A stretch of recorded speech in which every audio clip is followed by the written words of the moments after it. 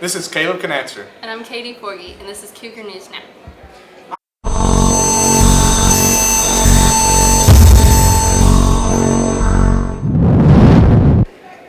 Fourth quarter midterms come out on April 29th. End of the year exams are approaching quickly. All AP tests will be held between May 4th and May 15th. May 13th through 21st is end of course exams. Final exams will be held May 26th through June 3rd. Seniors, you have several upcoming events. June 1st is the senior field trip, June 2nd is graduation practice, and June 6th is graduation. Congratulations to our chess team for their win at the Bullitt County Chess Championship. Come out and support your Cougars. The next few weeks are packed with games for boys and girls tennis, baseball, softball, and track.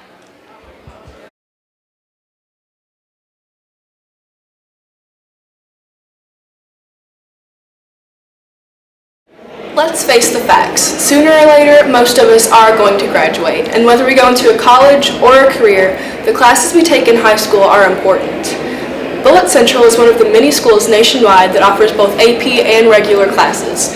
But which one prepares you more for life after college? Well, here's what some of our students and teachers have to say. How do you think that AP classes help students prepare better for college than regular high school classes? Well, I think the AP classes give students a taste of what is to come, what to expect from college, the difficulty, the amount of work, and kind of what's expected. Sometimes regular high school classes, sometimes they don't always do that. So the purpose of AP is, of any AP class is to get students a taste of what's to come. So they don't go through a culture shock when they get there. So you're a sophomore, which means you've been in CCAP 2 years. So why did you decide to apply for it coming out of 8th grade? I wanted my high school career to be more like academic because I'm in sports too, but a lot of people choose between those and I didn't want to do that. Plus I wanted to be more ready for college. So what do you think are the advantages that students that take regular classes have over those that take advanced placement classes? Well, Rachel, I would think those who do not take AP classes would benefit from less workload, less pressure, less anxiety about passing an exam. I would think less homework as a result as well. I think the biggest advantage is you get two different points of view. In a regular class, you have more sociable skills and you get to see the different types of learning abilities that people have, as opposed to AP classes, which are everybody pretty much learns the same, is on the same page. So how do you think being in AP classes as a freshman is helping you to prepare for college or the career that you have in mind? It is the same amount of workload and it gives you college credits and it just prepares you for the experience. All right. So what's the best part about being in regular classes versus AP classes? Well, with regular classes, you kind of have, I don't want to say less work, but it seems to be easier, and me having both AP and regular classes, it helps me to focus more on my AP classes because I don't have to struggle as hard on regular classes. So how do you think being in regular classes is helping you to get into college or go straight into a career after you graduate? Taking regular classes, you can have some that will help you be prepared for when you graduate to be in the career you want to be in, and they'll help you to know what to expect after. So if you could go back and do it all over again, do you think you would enroll in more AP classes? Yes, absolutely, because it helps with your GPA, it bumps it up, and then, a higher GPA looks really good on a transcript for college, So when it comes down to it, it seems like either advanced placement or regular classes can get you ready for life after high school. It just depends on the path you plan on taking.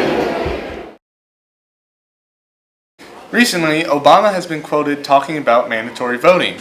Here are some of the views and opinions of teachers and students here at BC on their views of mandatory voting. What government positions do you vote for? Do you only vote for a president, or do you vote for the governor as well? I vote in every election in which I am eligible. I am absolutely an active voter because in the past I have taught government classes. So I don't feel like I can encourage my students to vote if I'm not getting out and voting myself. How do you feel mandatory voting will sway the election? Voting is essential in a democracy. A democracy doesn't work if only a handful of people show up. However, I think mandatory voting is kind of contrary to the idea of people being able to make choices about their government. So countries like Australia, who have tried it, have found some success. I just don't know that it fits the American way of doing things. I think we need to look for other ways to encourage people to vote. How do you think mandatory voting will impact the nation?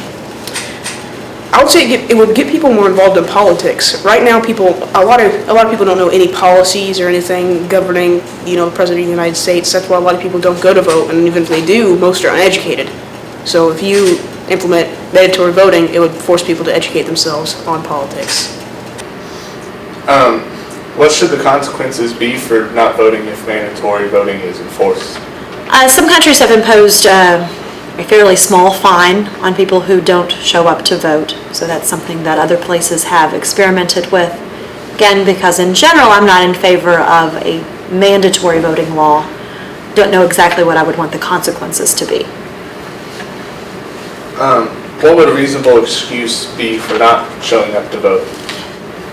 There are a number of excuses that people give. Everything from, it was raining that day, the line was too long. But in general, fairly reasonable excuses. Ones that I might accept if someone was late turning in homework would be things like, genuine illness or moving and not having a chance to update registration information and those kind of things. Is mandatory voting a good way to get the younger generation to voice their opinion? I don't know if it's going to get the kinds of opinions that we would want. I think it could backfire and create more resentment rather than participation. So just showing up to vote does not mean that you are participating in the democratic process. And young people tend to be turned off by being told what they have to do. What would a reasonable excuse be for not showing up to vote? If you're like in surgery, like on your deathbed or something, or you can't actually get to a voting booth or something. You said you were or weren't for mandatory voting. Well, mandatory voting is, sounds good. There's, I think, 28 countries in the world that have mandatory voting, and some of these are very, very democratic countries. Australia, New Zealand, they have mandatory voting, and if you don't vote, you can be fined. If you don't pay your fine, you can go to jail. Is that a good idea? It sounds good. They get 85, 90%, 95% participation, but what is that participation? It's called forced participation. Forced participation. I would rather have people that want to participate to do it as opposed to me telling them that they've got to do it. It sounds kind of like a Germany or China or Russia as far as them forcing us to do something. According to Catherine Paddock of the University of Cambridge, a lack of exercise is twice as deadly as obesity. These exercises will help you live a longer, healthier life. Basketball for 20 minutes. Sweeping for 23 minutes. Jump rope for 9 minutes. These exercises will help you live a longer, healthier life. Thanks for watching, Cougars.